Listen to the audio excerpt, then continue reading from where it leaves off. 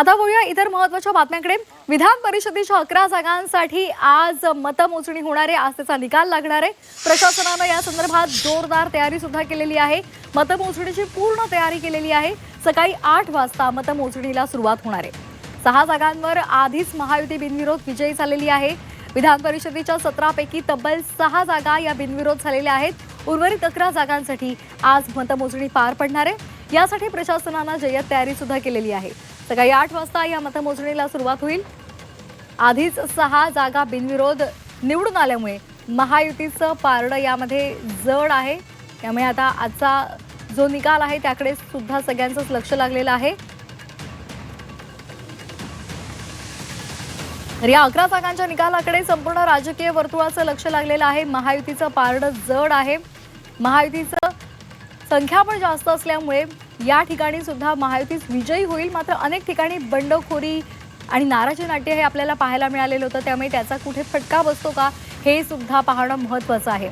अमरावती, नाशिक या ठिकाणी मोठ्या नाट्यमय घडामोडी आपण पाहिलेल्या होत्या। त्यामुळे आता या निकालाकडे सर्वांचंच लक्ष लागलेलं आहे।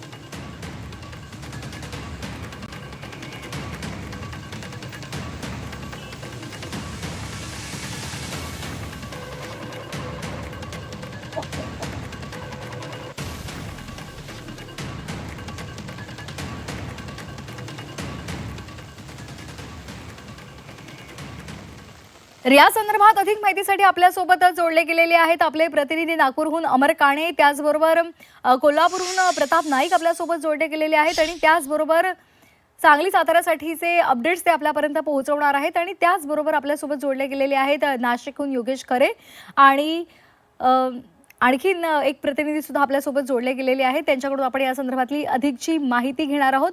छत्रपती संभाजीनगरमधून विशाल करोळे आपल्यासोबत जोडले गेलेले आहेत। आता आपण सुरुवातीला जाणार आहोत नागपूरमध्ये। थेट अमर काणे आपले प्रतिनिधी आहेत। अमर, काय वाटतं, महायुतीचं संख्याबळ जास्त असल्यामुळे महायुतीला चिंता नाहीये, आज निकालाचा दिवस आहे, मतमोजणी आज होणार आहे, कशा पद्धतीचं नियोजन करण्यात आलंय? खरं तर महायुतीचं जे पारडं आहे ते पूर्णपणे जड आहे। लढत जी होत आहे ती केवळ नागपुरात होत आहे, काँग्रेस विरुद्ध भाजप। आणि पोतदारांचं पारडं प्रचंड असं जड आहे। म्हणजे 823 जणांनी मतदान केलंय नागपुरात आणि 823 पैकी 582चं जे संख्याबळ आहे ते असल्याचा दावा अगोदरच महायुतीकडून करण्यात आलाय। किंबहुना पोतदारांनी तर दावा केलाय की 650 पेक्षा जास्त मतं मिळतील। त्यामुळे दुसरीकडे अतुल लोंढे जे आहे त्यांनी बरीच मेहनत घेतली आहे, पण त्यांना एकूण त्यांच्या सहकाऱ्यांकडनं किती साथ मिळते आणि काय म्हणजे कशी साथ मिळते त्याच्यावर बरंच निर्भर राहील। पण महायुतीचं पारडं नागपुरात नक्कीच जड आहे। आणि इतर 2 ठिकाणी आपण विदर्भात विचार करायला गेल्यास अमरावती आणि दुसरं भंडारा गोंदिया। अमरावतीमध्ये तर काँग्रेसचा जो उमेदवार आहे तो उपचारार्थ दाखल होता। अखेर कोणाला वोटिंग करावं यावरून संभ्रम सगळ्या काँग्रेसच्या नेत्यांमध्ये होता। तिथे एक व्हीप सुद्धा काढण्यात आला होता की वोटिंग करू नये, तरी काँग्रेसच्या काही तिथल्या नगरसेवकांनी जाऊन वोटिंग सुद्धा केलं होतं। तिथे सुद्धा महायुतीचे पोटे म्हणजे भाजपाचे पोटे यांचं पारडं जड आहे। तर तिसरी जी लढत जी विदर्भात सगळ्यात प्रामुख्याने होती ती भंडारा गोंदियाची लढत होती। तिथे ईश्वरकर म्हणून जे काँग्रेस समर्थित अपक्ष होते आणि ब्राह्मणकर हे भाजपाचे उमेदवार आहे यांच्यात ही लढत होत आहे। आणि तिथे सुद्धा सध्या जे चित्र दिसत आहे ते महायुतीच्याच उमेदवाराचं दिसत आहे। आणि यापूर्वी एकूण विदर्भात बघायला गेलं तर 5 जागा होत्या, 2 जागा बिनविरोध अगोदरच झाल्या होत्या आणि बाकीच्या 3 जागेवर सुद्धा महायुतीचा भाजपाचा उमेदवार जिंकेल असं चित्र आहे।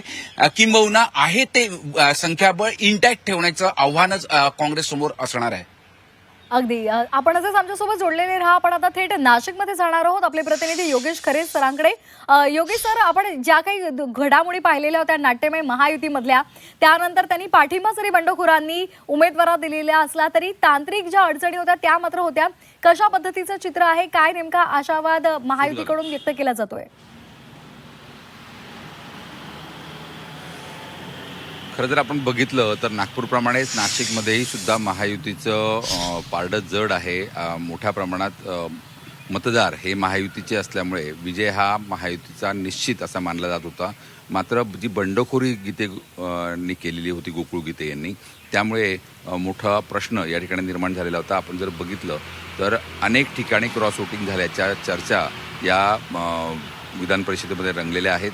ग्रामीण भागात प्रामुख्यानं गीते यांना मोठ्या प्रमाणात मतं मिळाल्याचं बोललं जात आहे। एकूणच जी नाराजी दराडेंबद्दलची होती, दराडे बंधूंबद्दलची होती, ती नाराजी या मतपेटीमध्ये व्यक्त झाली असावी असं म्हटलं जात आहे। त्यामुळे चित्र जे आहे ते आज स्पष्ट होईलच 11 ते 12 वाजेपर्यंत. मात्र त्यामध्ये मोठ्या प्रमाणात महायुतीची जी काही मतं आहेत ती फुटल्याचं बोललं जात आहे. त्यामुळे आता गोकुळ गीते यांना किती मतं मिळतात यावर दराडे यांचं भवितव्य अवलंबून असणार आहे. जवळजवळ ही काटेकी लढत आपल्याला या ठिकाणी पाहायला मिळेल असं म्हणायला हरकत नाही. मात्र एकूणच यामध्ये महायुतीमध्ये सुद्धा आलबेल नाही. महायुतीमध्ये सुद्धा वेगवेगळ्या पक्षांमध्ये नाराजी आहे आणि तिघही पक्षांमध्ये एकमेकांबद्दलची नाराजी आहे ती यातून आपल्याला दिसून येईल. अगदी. आपण आता पुन्हा एकदा जाणार आहोत छत्रपती संभाजीनगरकडे. आपले प्रतिनिधी विशाल करुळे आपल्या सोबत आहेत. विशाल, काय सध्याची तिथली स्थिती आहे?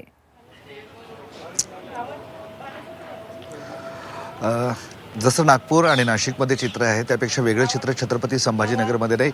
महायुतीसाठी मराठवाड्याच्या 4ही जागांचा ही जी परीक्षा होती ही अत्यंत सुलभ आणि सोपी होती. त्यामुळे फक्त आता औपचारिक घोषणा जी विजयाची आहे तेवढीच होणं बाकी आहे असं आपण निश्चितपणे म्हणू शकतो. कारण एकूण विचार केला तर मतदारांची संख्या महायुतीकडे जास्त होती. मतदान झालं जवळपास 99 ते 100% इतकं मतदान झालं आहे आणि प्रत्येकानं विजयाचा दावा केला आहे. मात्र महायुतीचं संख्याबळ पाहता त्यांचा विजय पूर्णपणे निश्चित आहे असं निश्चितपणे आपल्याला म्हणता येईल. मात्र संभाजीनगरमध्ये एका गोष्टीचं महत्त्व आहे ते म्हणजे महायुतीनं 500+ जागांचा दावा केला होता. म्हणजे त्यांच्याकडे मतांचा कोटा 419 होता. मात्र त्यांच्या दाव्यानुसार ते 500पेक्षा जास्त मतं मिळवतील आणि महाविकास आघाडीची मतं फुटतील असा त्यांनी दावा केला होता. तर त्या दाव्याला उत्तर देत महाविकास आघाडीनं सुद्धा आम्ही महायुतीची मतं फोडू अशा पद्धतीचं सांगितलं होतं. त्यामुळं कुणी कुणाची मतं फोडली त्यावर जिंकणारा उमेदवाराला नक्की किती मतं मिळतात हे अवलंबून असणार आहे. तर यापेक्षा वेगळं चित्र नांदेडमध्ये नाही. नांदेडमध्ये अमर राजूरकर यांचा विजय जवळपास निश्चित आहे. तर धाराशिवमध्ये बसवराज पाटील आणि परभणीमध्ये महायुतीचे सईद खान यांचा विजय जवळपास निश्चित असल्याचं बोललं जाते. त्यामुळं सकाळी 10पर्यंत हे सगळं चित्र आता स्पष्ट होईल. अगदी. आपण आमच्यासोबत जोडलेले आपण जाणार आहोत प्रताप नाईक यांच्याकडे. प्रताप, सांगली आणि साताऱ्याचा जर विचार केला तर तिकडे विक्रमी मतदान झालेलं आहे. महायुतीचाच पारडा जड आहे. काय सध्याचे अपडेट्स आहेत? नक्कीच महायुतीचंच पारडं जड आहे. कारण 885 पैकी आपण पाहतो की 95 पैकी 894 इतकं मतदान झालेलं आहे. ज्या ठिकाणी ही मतमोजणी होणार आहे तिथली दृश्य दाखवतं की अवघ्या काहीच वेळेत म्हणजे बरोबर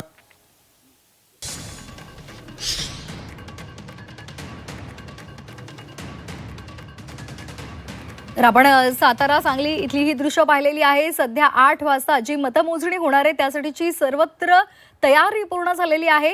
अर्थातच महायुतीचं पारडं जड आहे आणि त्यामुळे येत्या काळातल्या या घडामोडी यावर सगळी आपली नजर असणारच आहे. झी24 तासवर त्याचे प्रत्येक अपडेट्स आपण पाहणार आहोत. तुर्तास धन्यवाद अमर, योगेश, प्रताप आणि विशाल आपण दिलेल्या सविस्तर माहितीसाठी.